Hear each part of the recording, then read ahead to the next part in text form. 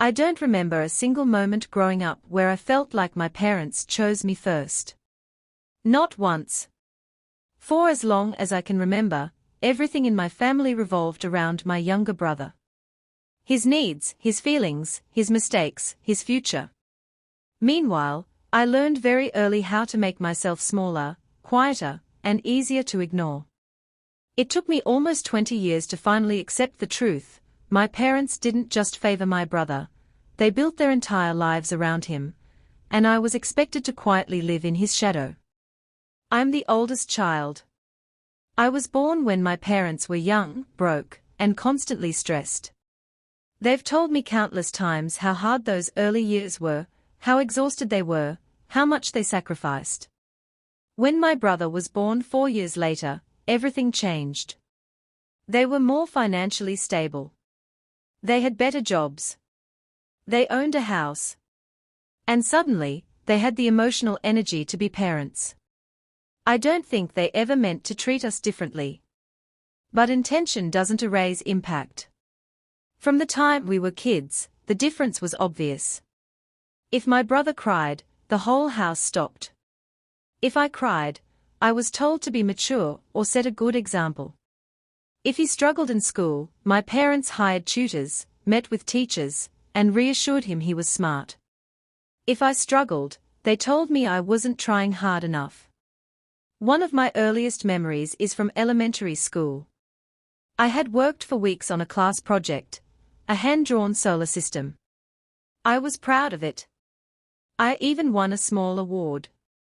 When I came home, I couldn't wait to show my parents. But that same day, my brother forgot his lunchbox at school. Guess which event mattered more? We never talked about my project. Instead, the evening was spent comforting my brother because he was upset about being hungry for a few hours. My mom told me, "You understand, right? You're older." I did understand. Too well. That phrase, "you're older," became their favorite excuse.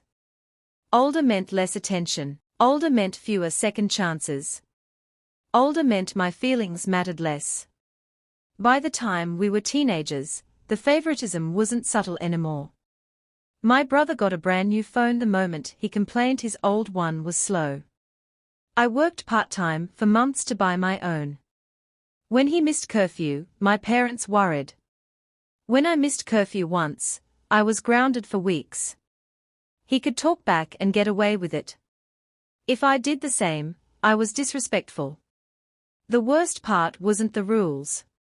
It was how quickly they defended him, even when he was clearly wrong. Once, he broke something expensive of mine during an argument. When I confronted him, he laughed and said it wasn't a big deal. My parents told me to let it go because he didn't mean it. No one ever asked how I felt. When it came time for college, the difference became impossible to ignore. My parents paid for my brother's tuition, housing, and even gave him spending money. They told me they couldn't afford to help me, despite earning more money than they ever had. So I took out loans. I worked 2 jobs. I skipped meals. I learned how to survive on my own. When I asked them why things were different, my mom said something I'll never forget: "Your brother needs us more." I didn't argue. I didn't cry. I just nodded.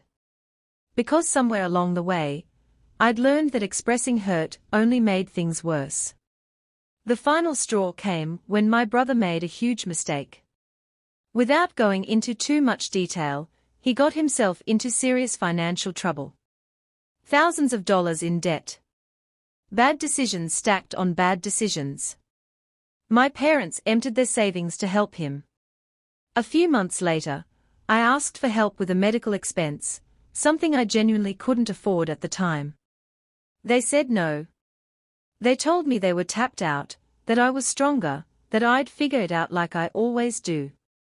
That was the moment something inside me snapped. Not in anger, but in clarity. I realized I wasn't being treated unfairly by accident. This was a pattern, a choice. I didn't scream. I didn't confront them dramatically. I just stepped back. I stopped calling first. I stopped sharing personal details. I stopped trying to earn a place I was never offered. And for the first time in my life, I felt lighter. They noticed eventually. My mom asked why I seemed distant. I told her the truth, calmly, clearly, without blame. She cried. My dad stayed silent. They didn't apologize. They didn't deny it either. I don't hate my parents. And I don't hate my brother. But I've accepted something painful and freeing at the same time. They chose him. Repeatedly. For 20 years. And I finally chose myself. I'm building a life where I don't have to compete for love, where being the strong one doesn't mean being invisible.